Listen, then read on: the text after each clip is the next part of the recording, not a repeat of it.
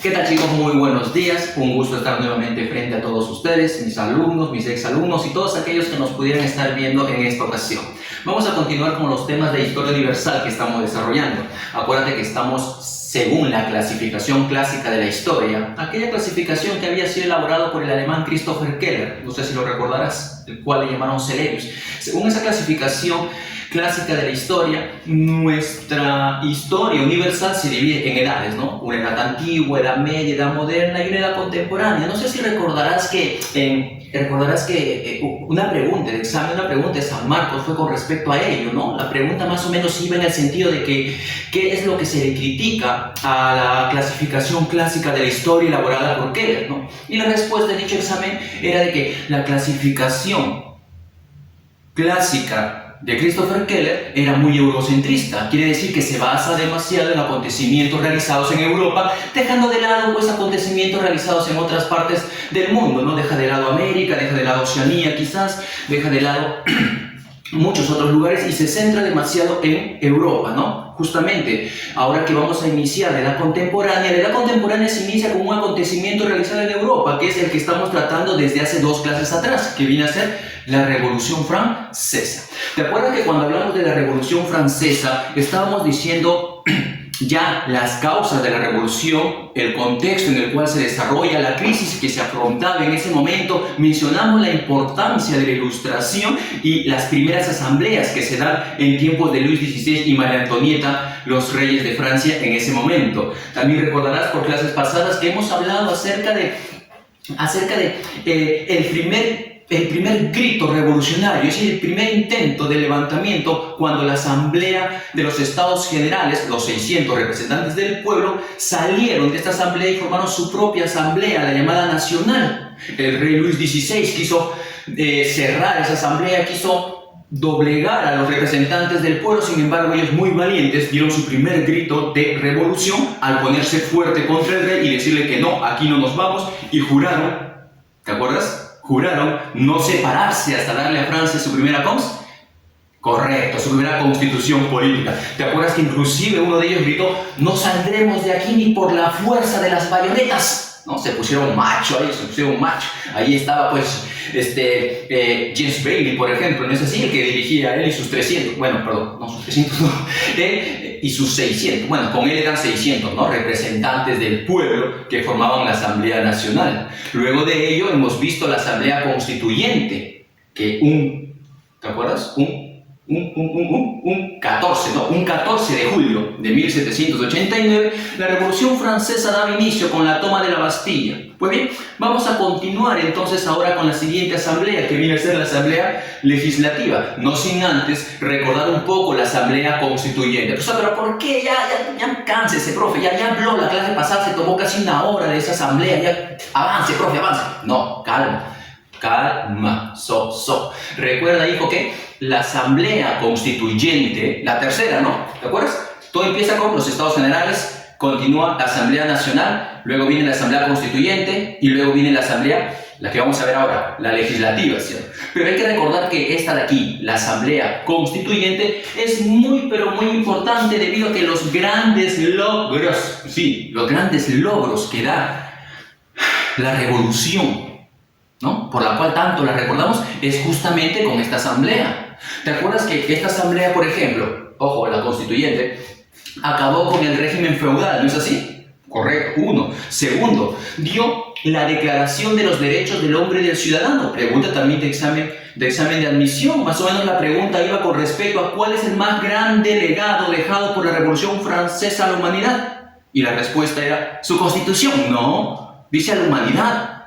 ¿Y cuál era? La Declaración de los Derechos del Hombre y del Ciudadano. Esa declaración que buscaba la igualdad entre los hombres, la igualdad entre los ciudadanos. Con un pequeño detalle, que esta Declaración de los Derechos del Hombre y del Ciudadano buscaba la igualdad social, sí, buscaba la igualdad política, correcto. Pero, ojo a la música, esto es el detalle, no hablaba de igualdad económica. Profesor, ¿por qué no? Todos igual, que no haya ricos y pobres. No te hablaba sobre ello. ¿Y sabes por qué, hijo?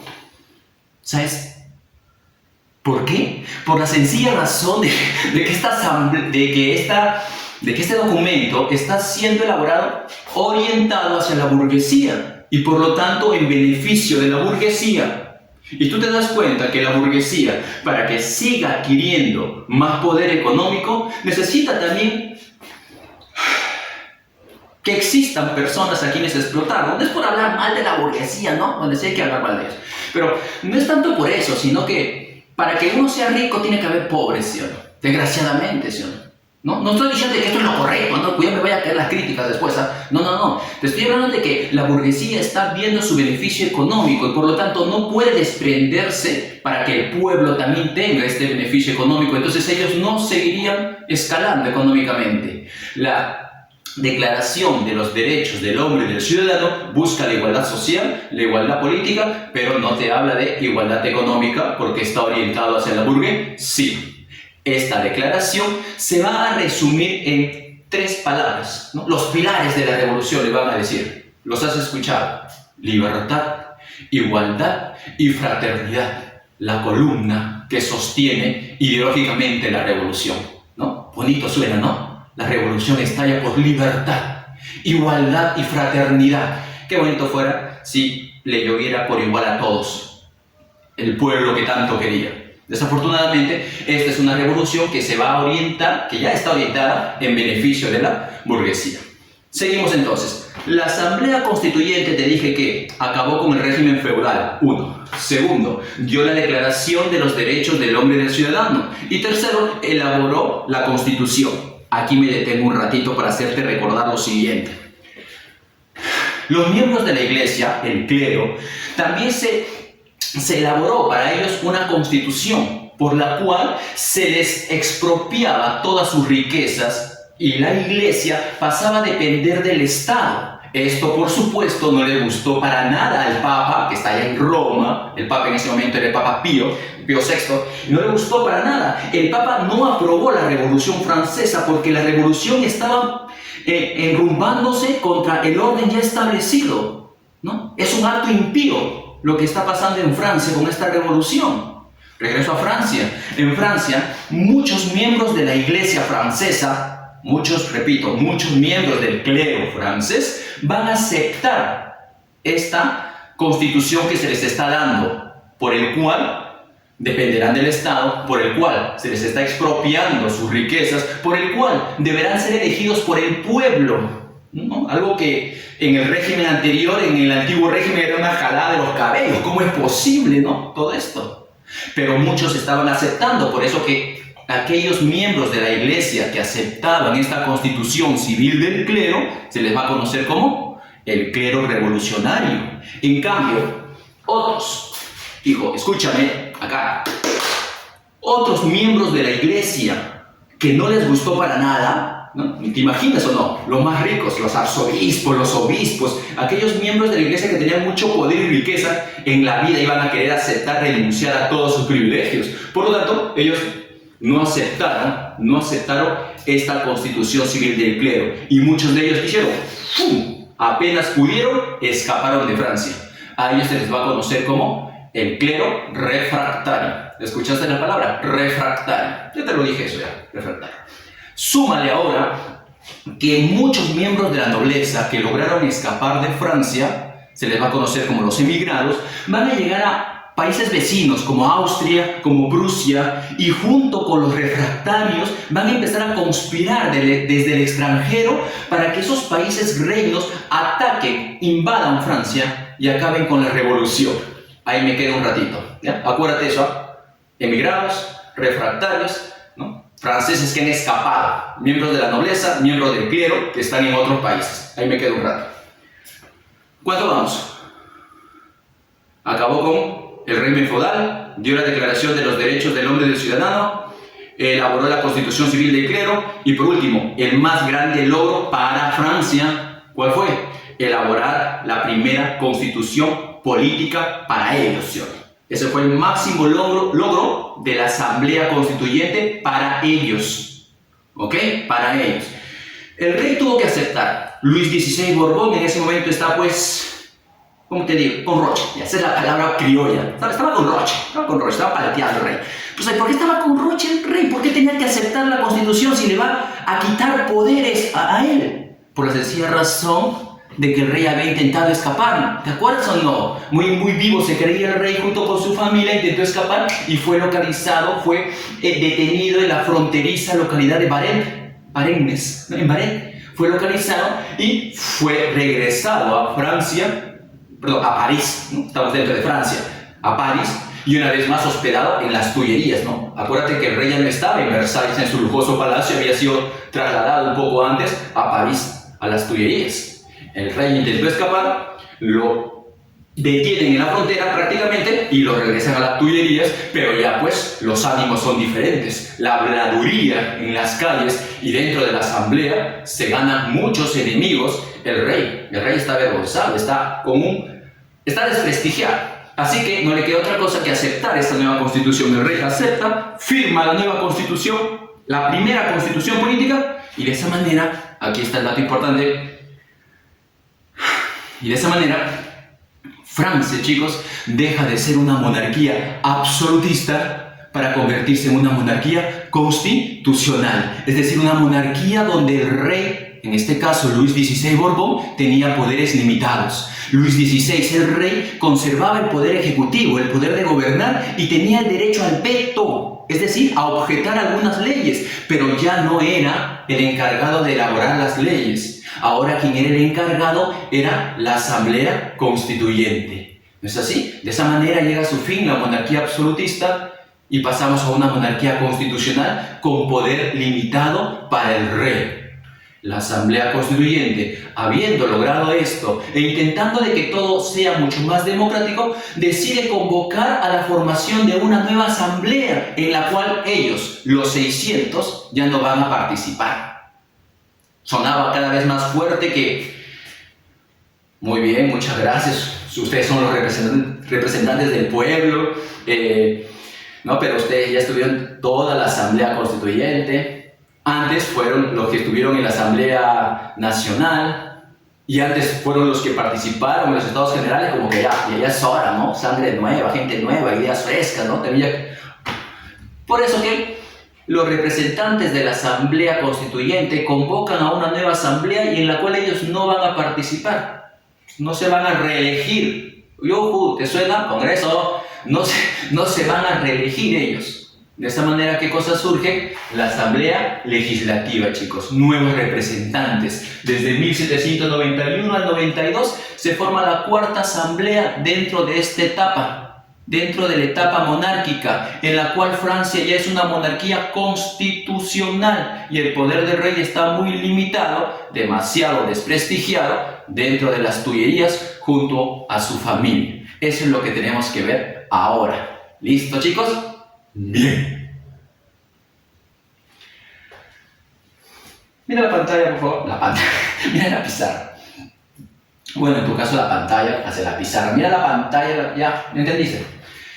¿Qué dice acá? A. Será el manifiesto del Duque de Brunswick, 25 de julio de 1792. ¿Sí? 25 de julio de 1792. El Duque de Brunswick, quien era el encargado de dirigir el ejército de el rey de Prusia, Federico Guillermo II, y del emperador del Sir Francisco II, ¿no? Era el duque de Brunswick el que dirigía sus ejércitos, y que se encontraban en la frontera hacia Francia, lanza una amenaza. Ojo, esto no ha sido del 100% comprobado. Vas a encontrar en algunos libros que sostienen que él nunca dijo eso, que eso fue un engaño, que fueron los emigrados los que van a elaborar esto con el objetivo de provocar que de una vez invadan Francia para que ataque la revolución, que estalle la guerra. El punto está de que pasa la historia como que fue un manifiesto, una amenaza dada por el duque de Brunswick. Profesor, ¿y a quién estaba amenazando? Hasta ahí no entiendo nada. Sea claro, profesor. Lo que sucede es que el duque de Brunswick lanzó una amenaza a Francia. Lanzó una amenaza a la revolución. Que si la vida del rey Luis XVI y de su familia, su esposa María Antonieta, ¿es así?, vuelven a ser ofendidos una vez más, si está en riesgo la seguridad y el honor de los reyes de Francia una vez más, cruzaremos la frontera con nuestro ejército y aplastaremos eso que están haciendo, su revolución, su jueguito. Vamos a aplastar la revolución. Al parecer fue una simple amenaza. Pero solo que diga lo que quiera, está allá en la frontera, ¿no? No, eso tuvo eco en Francia. Dentro de Francia, los revolucionarios lo tomaron muy a pecho, ¿no? ¿Qué cosa? Contra nosotros, ¿y qué le hemos hecho a esa chusma? No, a que venga, pues, ¿no? Pero también empezó a surgir la idea de que, ¿y por qué ese duque, escucha, y por qué ese Brunswick nos está amenazando? ¿Por qué cree que nosotros le vamos a hacer algo al rey? Si el rey aceptó la constitución, el rey está con nosotros. Claro, se le chispoteó, la otra vez se quiso escapar, ¿no? Pero el error es humano, ¿no? Pero el rey está con... Espera. Un momento. A ver, tu pose intelectual. ¿O será que el rey en verdad no está con nosotros? ¿O será que nuestro rey, nuestro papi chulo, en verdad no nos quiere, sino que nuestro rey está en contra de nosotros? ¿O será que el rey en verdad no quiere que triunfe esta revolución? ¿Te das cuenta o no? Mira lo que hizo ese bocón. Con todo respeto, disculpe, señor duque. Mira lo que hizo el duque. Mira lo que provocó. A eso súmale de que logran encontrar cartas, y acá se fregó todo para el rey. Se logra encontrar cartas en la cual los reyes mantenían correspondencia con sus familiares en el extranjero. Acuérdate que María Antonieta es de origen austriaco, por eso le llamaban la austriaca. O también le llamaban Madame Déficit a María Antonieta. O sea, ¿por qué Madame Déficit? ¿Sabes que déficit significa, pues, gastar más de lo que tienes? Pues resulta que María Antonieta vivía en mucho lujo, gastaba demasiado dinero, hacía lujosas fiestas en el Palacio de Versalles. ¿Te acuerdas que al Palacio de Versalles le habían llamado la tumba de Francia? Pues bien, entonces por malgastar el dinero del Estado, más de lo que se tenía, es que a María Antonieta se le va a llamar Madame Déficit. Y también la austríaca porque venía de ese país. El detalle está que, regreso acá, el detalle, chicos, está que se logra encontrar cartas en la cual había comunicación entre los reyes con los países extranjeros y los invitaban a atacar la revolución. ¿Listo? Como decía uno de mis alumnos, profe, ¿qué era? Así me demoré, pero ya entendí qué significa eso ya, ¿no? O decía, ¿qué era? No hay nada más que hacer, ahí quedó todo. No hay nada más que hacer. Luis XVI, Luchito, se fregó. Las turbas parisinas, y entre ellos los sans-culottes. ¿Has escuchado ese término? Se escribe sans-culottes. No pienses mal, no es eso. Los sans-culottes, ¿ya? O sin calzones, traducido, venían a ser los pobres de París. Personas que no llevaban una prenda externa, nada de que personas como que sin calzones, sus boxers, no, era una prenda externa en la cual no llevaban unos adornos llamados bombachos. Entonces, al no llevar esos bombachos externos, se le dice, pues, no lleva esos calzones, sin calzones. Y eso traducido al francés, como si supiera, se le dice los sans-culottes. Profesor, ¿y cómo voy a recordarlo? Acuérdate, los sans-culottes son los pobres de París. ¿Ok? Entonces, muchas agrupaciones parisinas y los sans-culottes arreciaron con fuerza y asaltaron las Tullerías. Aquí lo vas a tener, mira, 10 de agosto 1792. Las jornadas del 10 de agosto provocan un nuevo levantamiento. En algunos libros dice la Segunda Revolución. ¿Sí? Dentro de la Revolución Francesa, el segundo momento importante, la Segunda Revolución. Se da el asalto a las Tullerías, donde dan muerte a la Guardia Suiza encargada de proteger al rey, capturan a sus majestades, Luis XVI, María Antonieta y sus hijitos, sus cachorros. Ellos no tenían nada de culpa en esto, pero al ser parte de la realeza, todos son capturados y el rey deja de ser el rey. Ya no más. Ahora está en prisión esperando qué es lo que va a suceder. La asamblea, es decir, la legislativa, ante estos acontecimientos, decide pues convocar a una nueva asamblea y además elaborar una nueva constitución política. Punto. Ahí me quedo por el momento. No me quiero adelantar demasiado porque deberíamos hablar ya de la siguiente asamblea. Me detengo ahí para seguir viendo esa la cámara. ¿Qué dice acá? Número 4. A ver, ¿dónde está mi tiza? Ah, no, chanfle. No es tiza ahora ya, ¿no? Estamos con la tecnología. Aquí está. A ver, repasamos.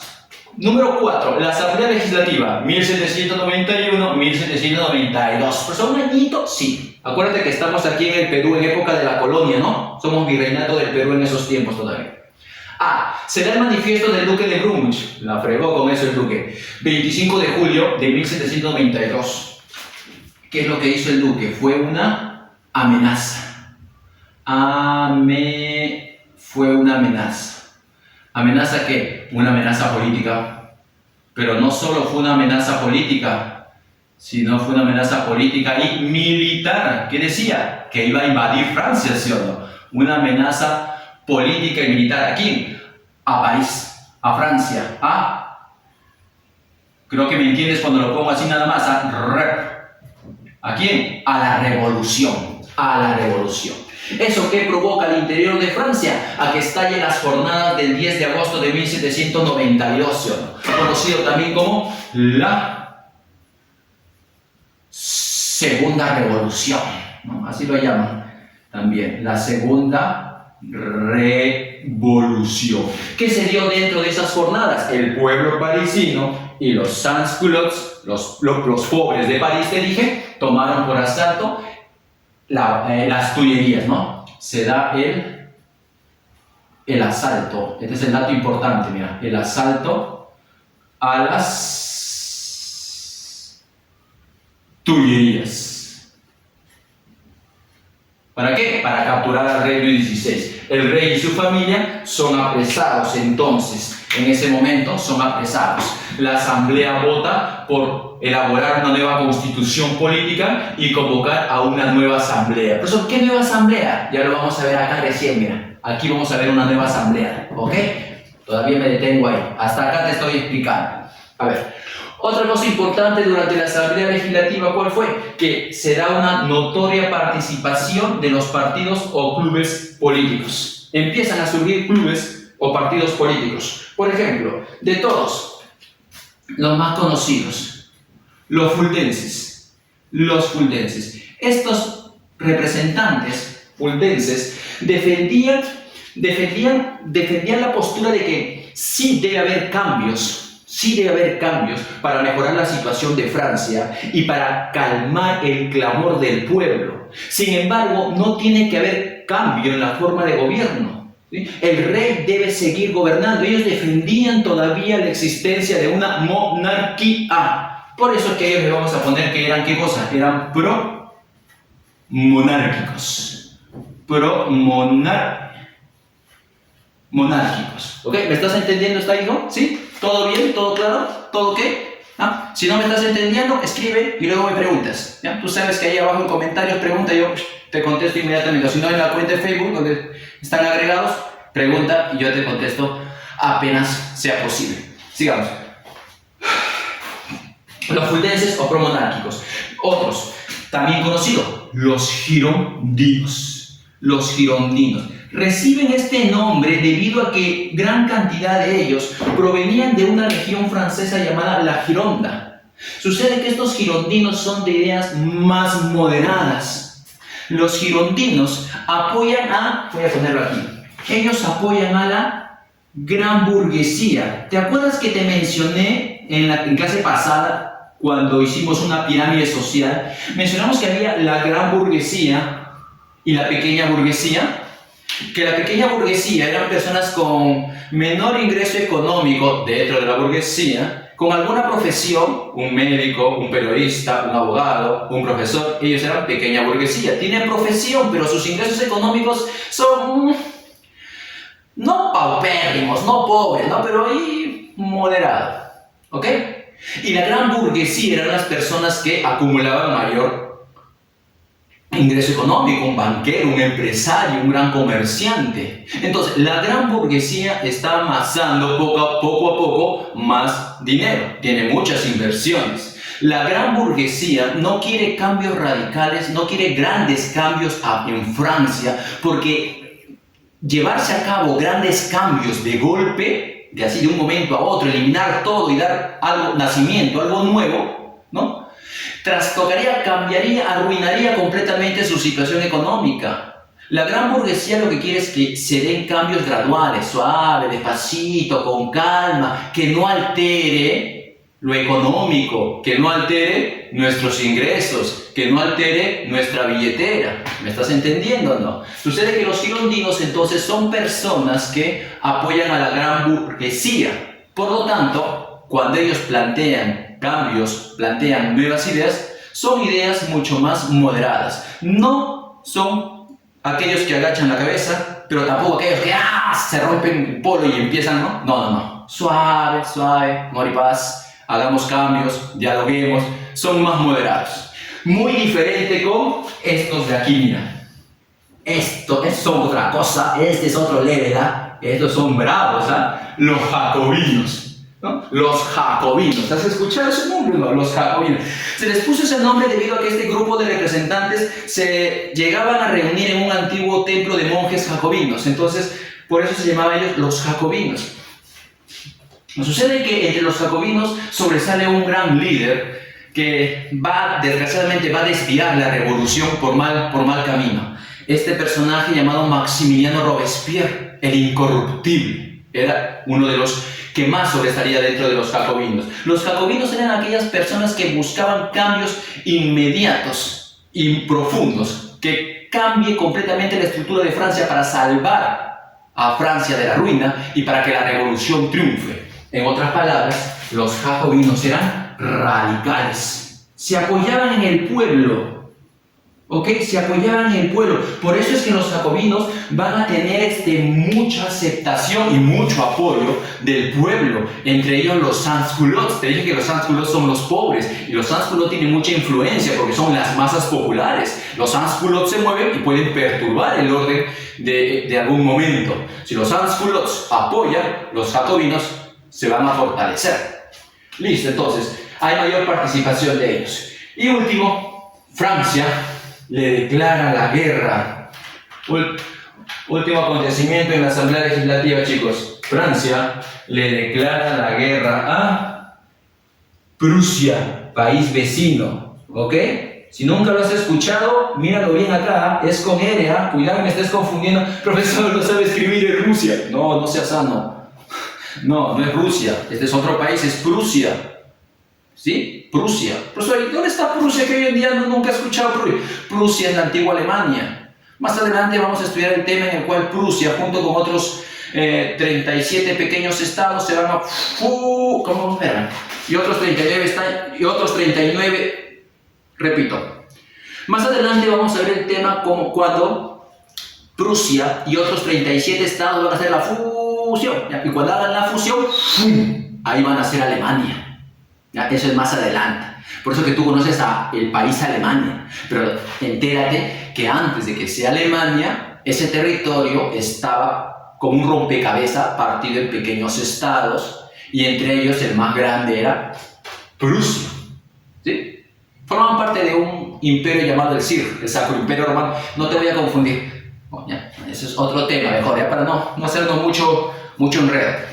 El punto está de que Francia le declara la guerra a ese país vecino, a Prusia, ¿no? ¿Te acuerdas que el duque de Brunswick, ¿sí?, amenaza? Ya pues, Francia reacciona, entonces le declara la guerra a Prusia y a Austria, que era su aliada, ¿no? De Austria también venían las amenazas, ¿ya? Recuerda que María Antonieta es de origen austríaco.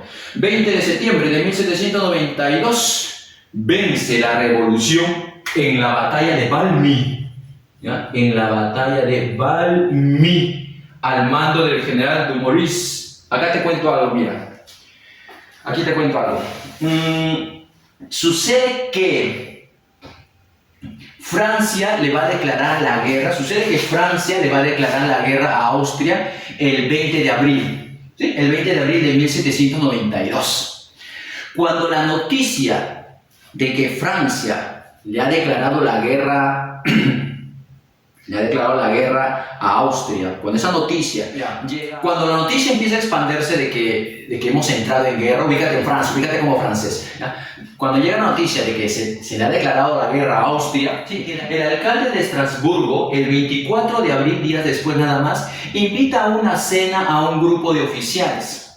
¿Sí? Debido a esta noticia, ¿no? No es un acto triste, sino que ellos están en plena revolución y defendiendo a Francia, por lo tanto, amerita una cena, vamos a ir a la guerra, ¿no? Entonces, invita pues el alcalde de Estrasburgo a una cena a algunos oficiales. Entre estos oficiales se encuentra un personaje llamado Joseph Roger de Lisle, ¿ya? Joseph de Lisle, ¿ya? Roger de Lisle resulta que era capitán de la guarnición de Estrasburgo, ¿ya? Y le pide, el alcalde le pide a de Lisle, le pide pues de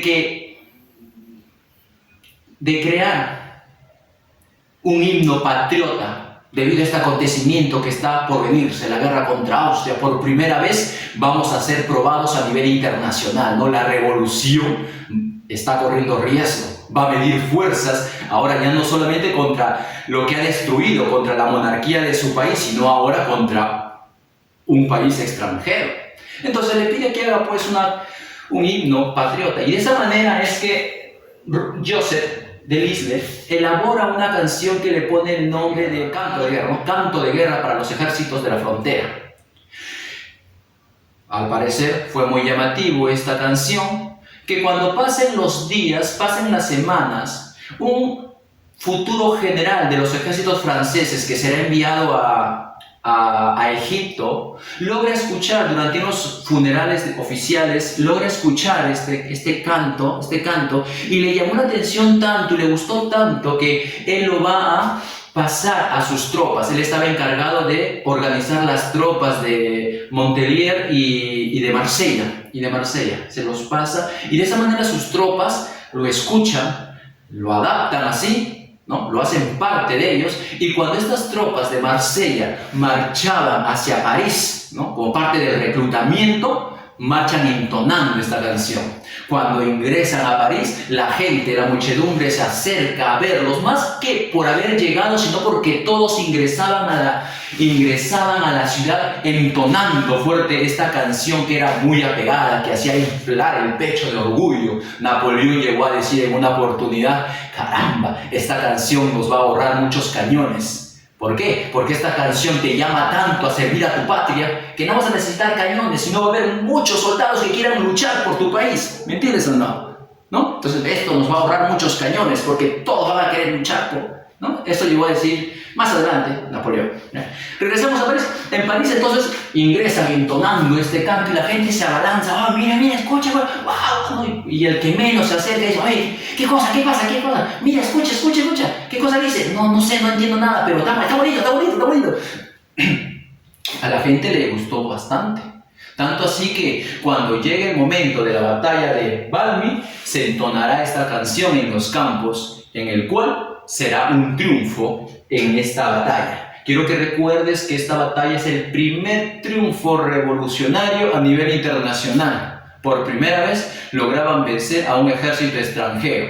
De aquí no pasas. Votaron al ejército del duque de Brunswick. Esa canción que se entonaba, ese himno patriota, esa canción que nace con el nombre de Canto a los ejércitos de las fronteras, se va a popularizar con el nombre de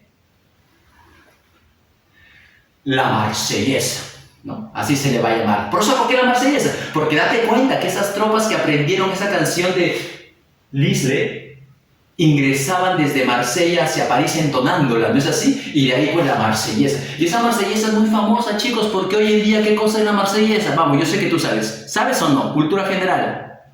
¿Sabes qué cosa es? Si no la sabes, aprende. Mira, digo, la Marsellesa hoy en día es el himno nacional de Francia. Sí, el himno nacional, así como nosotros tenemos nuestro "Somos libres", ya, pues sucede que el himno nacional de Francia hoy en día es la Marsellesa. Hace poco, ¿te acuerdas cuando fuimos al Mundial o no? ¿Te acuerdas o no? Después de tanto tiempo, bueno, cuando fuimos al Mundial, ¿no? Cuando fuimos al Mundial, y tú sabes que el Perú jugó contra Francia, ¿no? Bueno, perdimos, ¿no? Pero eso no es el punto, eso no es el detalle. El punto es que estábamos ahí, ¿sí o no? Pues imagínate, a estadio lleno, miles de personas, y qué cosa estaba entonando Francia ahí en su casa. Perdón, no en su casa, no estábamos en Rusia, ¿no? ¿Qué cosa estaban cantando ahí? La Marsellesa, pues, el himno de Francia. ¿Ok? Por lo tanto, Francia le declara la guerra a Prusia y Austria, y el 20 de septiembre del 92 vencen en la batalla de Valmy, y de esta manera la batalla de Valmy se convierte en el primer triunfo de la revolución a nivel internacional. Apúntalo así, mira, no lo voy a escribir, ya no lo voy a escribir, ¿ya? Después no me profesor, escriba. No, escribe tú, escribe ahí, ¿ya? Primer triunfo de la revolución a nivel internacional. Punto. ¿Listo? Así lo escribiste. Acá arriba. Nace qué cosa? Lo que más adelante será él. Lo que más adelante será él. Lo que más adelante será el himno. Nace el himno nacional. Nace el himno nacional de Francia. ¿Cómo así, profesor? Ya sabe, ya. A partir de un himno patriota escrito por Joseph de Lisle, conocido con el nombre de la Marsellesa. La Marsellesa, ¿no? Canto a los ejércitos de las fronteras. Esa era la canción. Listo, chicos, entonces, te mencioné de que hace un momento te mencioné de que la Asamblea Legislativa, por aquí está, mira, la Asamblea Legislativa votó a favor de elaborar una nueva constitución y de convocar a una nueva asamblea, ¿no es así? Pues bien, resulta que en 1792 la Asamblea Legislativa convoca a una nueva asamblea. Esa nueva asamblea, que ahora dirigirá los destinos de Francia, se le va a conocer con el nombre de, aquí está, mira, la convención. ¿Ok? La convención. Profesor, 1792 a 1795, correcto. Es un gobierno con mayor poder y mayor fuerza. Profesor, ¿por qué nace la convención? Porque Francia está en riesgo, ¿no? Francia está en riesgo. Los países extranjeros están coordinando fuerzas para atacar.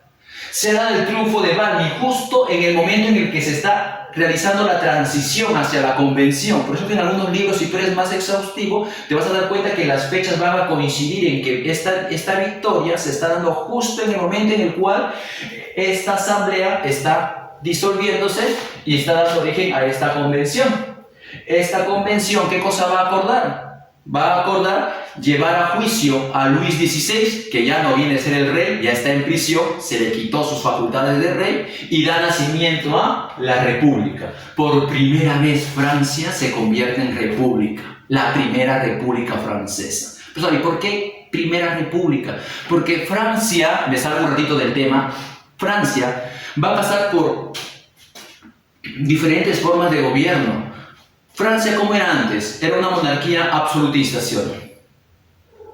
Luego pasó a una monarquía constitucional. ¿Ahora qué empieza?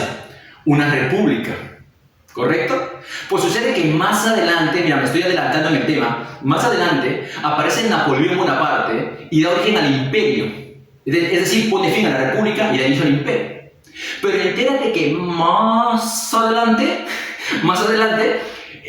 Napoleón es derrotado, y al ser derrotado, Francia regresa a monarquía. Y más adelante, cuando lleguemos a 1848, se da la Revolución Liberal Burguesa del 48, y esa revolución burguesa, ¿qué hace? Regresa a Francia a una república. Y durante esa república... profesor, entonces, esa será la Segunda República. Correcto, esa es la Segunda República Francesa. Y durante la Segunda República aparece un descendiente de Napoleón Bonaparte llamado Napoleón III. ¿Y Napoleón III qué hace? Acaba con la Segunda República e inicia el Segundo Imperio Francés. ¿Te das cuenta? ¿Por eso ahí quedó? No. Napoleón III es derrotado y tras ser derrotado, otra. ¿Te das cuenta o no? Así va a cambiar. ¿Pero cuántas veces? Cuando veamos Segunda Guerra Mundial, Guerra Fría, y vamos a ver que Francia estaba por su Quinta República. Ya con eso te dije algo ya. Su Quinta República. Ahorita nace la Primera República. ¿Ok? Claro eso, sí, no, chicos. La Primera República. ¿Qué asamblea va a dirigir los destinos de Francia en esta república? La convención. Entonces, ¿qué cosa es este garabato? Lo que te intento representar aquí, hijo, es la ubicación en la sala, ¿ya? Tú imagínate que estás viéndolo desde el cielo, ¿no? ¿Se va? ¿No? ¿Estás viendo? Y esta es la sala de reunión de la convención. Por lo tanto, si esta es la sala de reunión, es obvio que aquí está la directiva, los que dirigen toda la asamblea. ¿No es así? Con el presidente de la asamblea y sus demás asesores. Pues resulta que, mira, en estas graderías que se encontraban a media altura, más o menos, se reunían, se sentaban, imagínate que aquí están sentaditos los miembros de la asamblea. Hoy en día le dirías congresistas, ¿sí o no? ¿No? Ya, imagínate que aquí están ellos, los diputados, los congresistas. ¿Sí? La mayoría de los que estaban sentados ahí,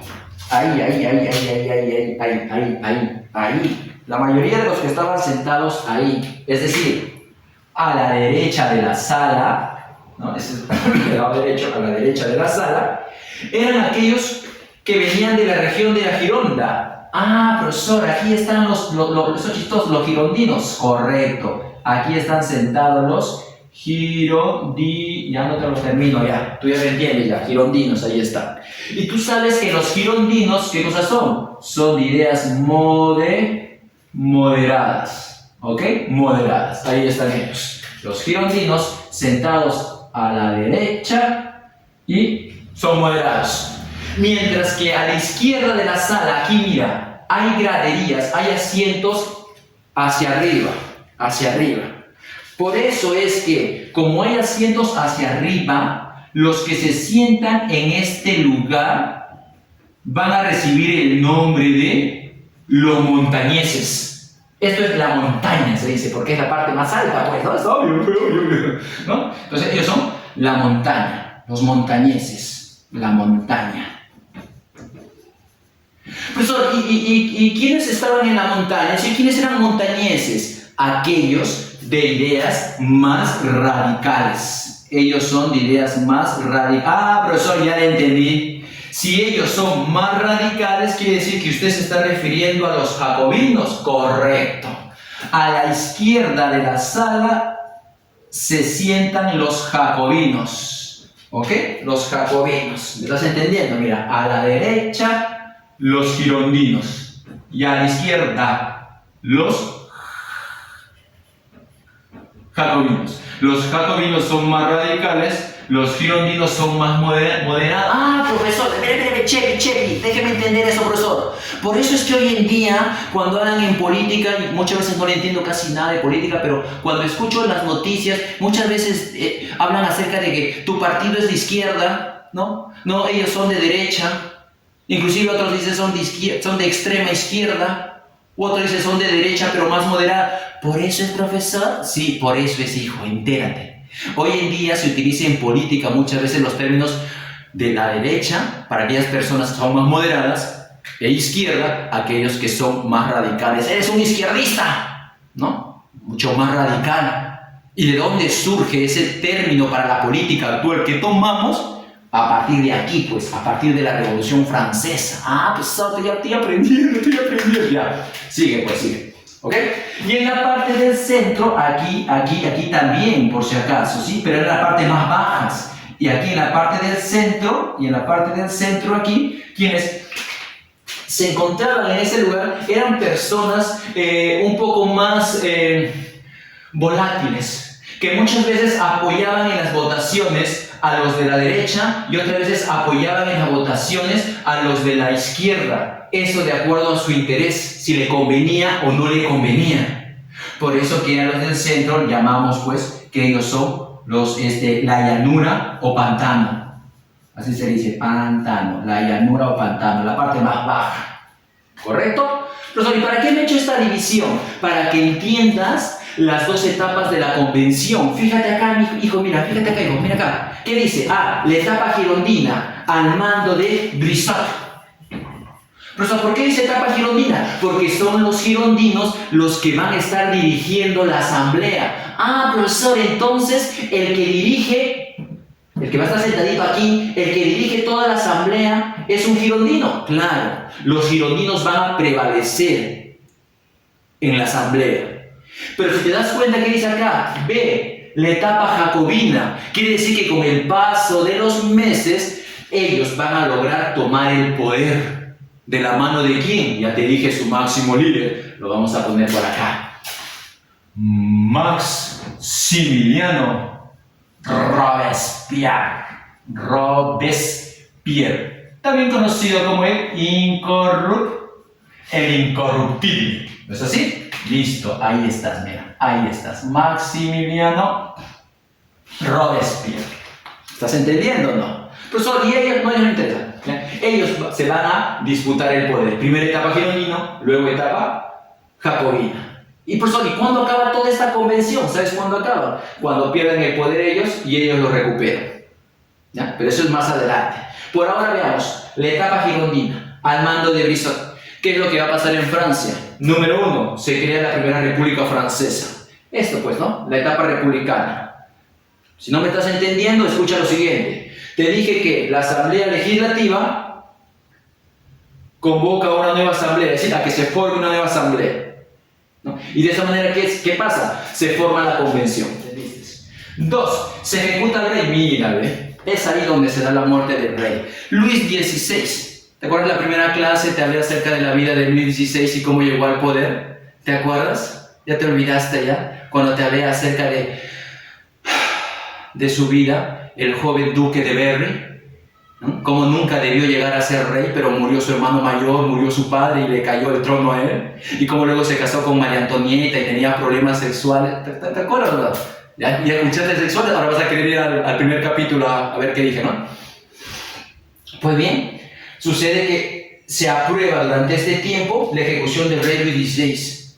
Y no por los girondinos. Porque si tú estás entendiendo el tema, tú dirías, profesor, acá hay algo que no tiene lógica. Ese fue un acto muy exigido por las masas populares, por los sans-culottes, especialmente que presionaron, y el grupo de los jacobinos Sin embargo, eso va a ser muy pésima estrategia política, ya que al ejecutar a Luis XVI, lo ejecutaron mediante la guillotina, un instrumento también conocido como la cuchilla nacional. No sé si habrás escuchado, en esos tiempos aparece la guillotina, una filuda lámina de metal que caía de cierta altura y inmediatamente cortaba el cuello de las personas y de esa manera evitaba sufrimiento mayor, ¿no? Mejor que morir ahorcado. Pues resulta que van a ser aguillotinados ambos, María Antonieta y el esposo Luis XVI. Acaban con la opresión simbólica de la monarquía, ¿no? Digo simbólica porque ya no estaban en monarquía, pero los reyes, esta pareja representaba el antiguo régimen, representaba la monarquía que tanto había oprimido al pueblo. Así que los ejecutan. Eso fue muy mala estrategia política, ya que esto provoca más a los otros reinos. Imagínate, el rey de España, el rey de Prusia, el emperador del siglo, el rey de Inglaterra, no van a ver con buenos ojos que Francia acabe con sus propios reyes. ¿No es así? Es un mal ejemplo para el pueblo de los diversos reinos que hay. Y de esa manera es que se va a formar una coalición. Los realistas crean la primera coalición contra Francia. A Austria y a Prusia se suman ahora Gran Bretaña, se suma el CIR, se suma España y otros pequeños reinos que van a unir fuerzas. Razón por la cual la revolución está en un mayor riesgo.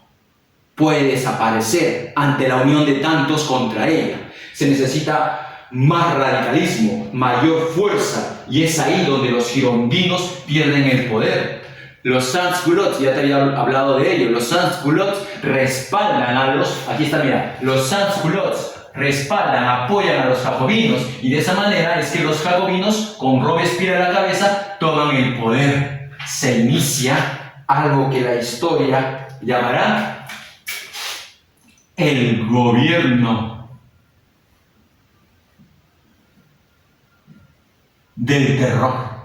¿Por qué el gobierno del terror? Porque sucede, chicos, que en este momento, muchas libertades se van a suspender. Todo lo bueno que se había obtenido anteriormente se va a suspender debido a que la revolución está en riesgo y hay que poner mayor mano dura, hay que tomar medidas más radicales y Robespierre y los suyos no van a escatimar en esto. El ministro de Guerra, Georges Danton, el periodista Jean-Paul Marat, que tenía un diario llamado El Amigo del Pueblo, en el cual acusaba, instigaba a que la revolución sea mucho más sangrienta. Entonces, la Revolución Francesa perdió su horizonte. Lo bueno que iba durante la Asamblea Constituyente y algo continuó la legislativa, se calla. Como que dice, te me caíste revolución, yo confiaba en ti, creía en ti, sí, por libertad, igualdad, fraternidad, todo iba bien. Pero ahora se cayó la revolución porque el gobierno del terror implantada por los jacobinos va a suspender todas las libertades y van a empezar a ejecutar mayores personas, miembros del clero, miembros de la nobleza y muchos antiguos revolucionarios. Escúchalo bien, antiguos propios revolucionarios van a ser ejecutados. Georges Danton va a ser ejecutado, por ejemplo. Jean-Paul Marat va a ser asesinado por una mujer llamada Charlotte Corday. El propio Camilo Desmoulins, el periodista que te conté en la Bastilla, también pierde la vida en esos tiempos. El punto está de que los jacobinos van a llevar a cabo un mayor baño de sangre dentro de Francia. En ese tiempo se van a crear 3 organismos, escúchalo bien, se van a crear 3 organismos encargados de dirigir el gobierno dentro de la Revolución Francesa. El primero de ellos y el más importante viene a ser el Comité de Salud Pública. Aquí lo vamos a poner. Se crea el Comité de Salud Pública. Este Comité de Salud Pública es el que concentra la mayor cantidad de poderes. El Comité de Salud Pública es lo que podríamos llamar hoy en día el Ejecutivo. Es el encargado de gobernar. Por lo tanto, si este es el principal, es este comité el que dirigía Maximiliano Robespierre, que es el principal hombre que toma el mando, ¿no es así? El segundo venía a ser el comité de seguridad. El comité de seguridad. Este comité de seguridad general, se encargaba, dirigía la policía y la justicia.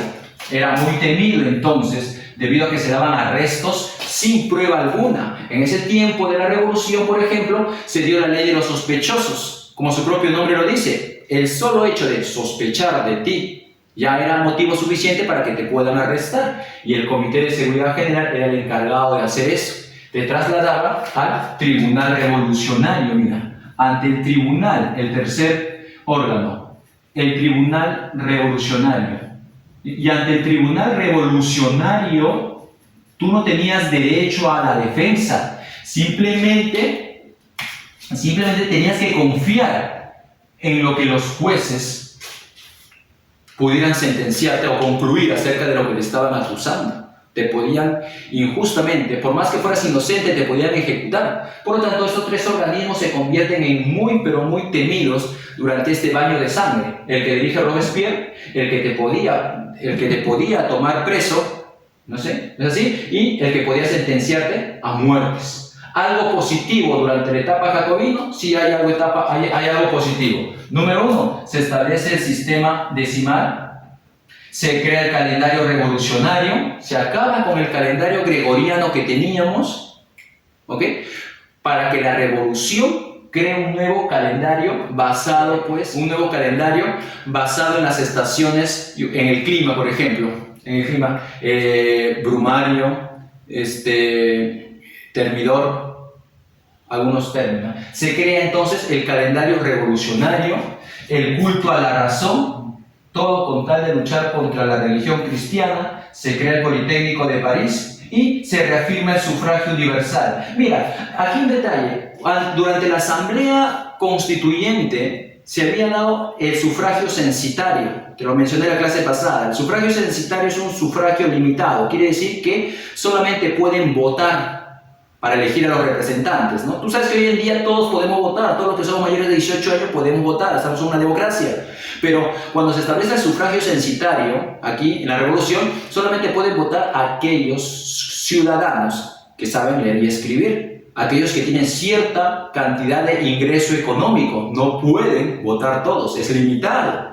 En cambio, cuando iniciamos la etapa republicana, es que se va a dar el sufragio universal. Todos pueden votar. Quiere decir que aceptan a que las masas, el pueblo, también puede elegir a sus representantes. Y ahora, aquí, durante la etapa jacobina, se reafirma, efectivamente, todos pueden votar. Se reafirma el sufragio universal, algo que ya se estaba iniciando acá, pero que antes en la constituyente no, era muy limitado el sufragio censitario. Vamos a ver que más adelante se va a regresar al sufragio censitario. ¿Ya? De nada vale tanta cosa para eso. Por último, chicos, para terminar esta primera parte, hay que recordar que hay algunas leyes de emergencias tomadas por el gobierno de los jacobinos que no va a gustar a la gran burguesía, mira. A la gran burguesía principalmente no les va a gustar. Como por ejemplo, número 1, se dan las levas forzadas. Bueno, eso no les interesa a la gran burguesía. Las levas forzadas quiere decir que se establecía de que todos deben servir a la revolución, todos deben servir a Francia. Los países vecinos nos están rodeando, en cualquier momento nos invaden, necesitamos más soldados para la revolución. Por lo tanto, tenías que ir a servir. Si no ibas a servir a tu ejército, a tu país, quiere decir que eras un traidor.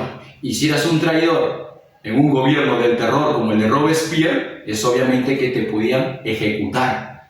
Es así como miles de personas voluntariamente, por no decir asustados, eran reclutadas. Esas son las levas forzadas. También se estableció la ley del empréstito forzoso, y eso sí no le gustó a la gran burguesía. Toda aquella persona que perciba que tenga dinero está obligado a prestar su dinero al Estado. Necesitamos dinero para sostener este gran ejército, para sostener este gobierno, hace necesario más dinero. Así que tú, gran burguesía, que tienes mucho dinero, matricúlate, porque de lo contrario puede ser tomado como traidor a la patria, y ya sabes lo que le pasan a ellos. No conviene entonces la ley de empréstito forzoso a la gran burguesía. Otro, la ley del precio máximo. Quiere decir que se establecía que no podías aprovecharte del momento de la escasez para que subas el precio por demás y ganes más. Y eso creo que está bien, ¿no? No hay que abusar del momento. Tú has visto hoy en día, por ejemplo, cuando hace falta algo como ¡fum!, el precio sube, ¿no? El precio de los pasajes a provincia, el precio del oxígeno, ¿no? La gente pone su precio que le da la gana debido a la escasez, muy caro.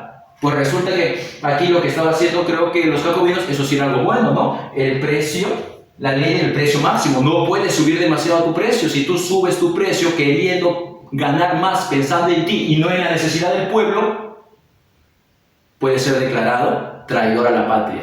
Y ya sabes qué le pasa a los traidores a la patria en un gobierno del terror. Y por último, se dio la ley de los sospechosos. Eso ya te dije hace un momento.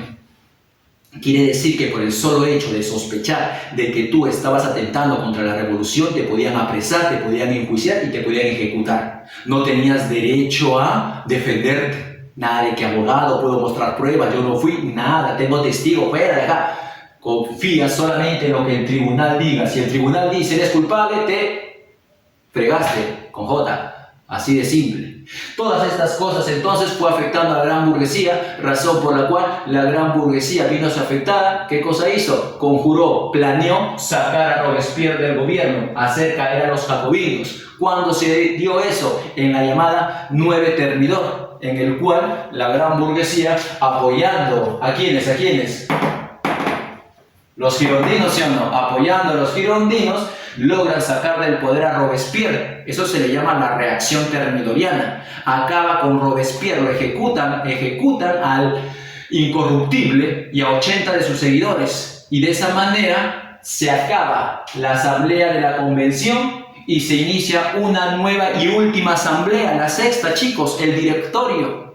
¿Quiénes dirigen el directorio? Los girondinos. 5 directores dirigen, entre ellos un tal Jean-Paul Barras, el principal.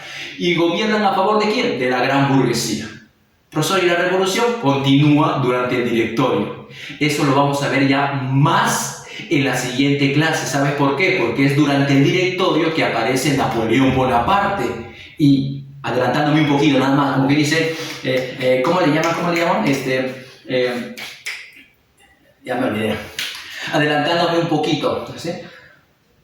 Napoleón Bonaparte aparece durante el directorio y va a dar un golpe de estado a esa asamblea y se va a quedar con toda Francia, dando inicio a la era napoleónica. Por eso es que cuando hablemos en el siguiente tema acerca de la era napoleónica, tenemos que empezar con la asamblea del directorio, la última de las 6. Profesor, ¿qué 6? Acuérdate que la Revolución Francesa se divide en 6 etapas, en 6 asambleas. Asamblea de los Estados Generales, Asamblea Nacional, Asamblea Constituyente y Asamblea Legislativa.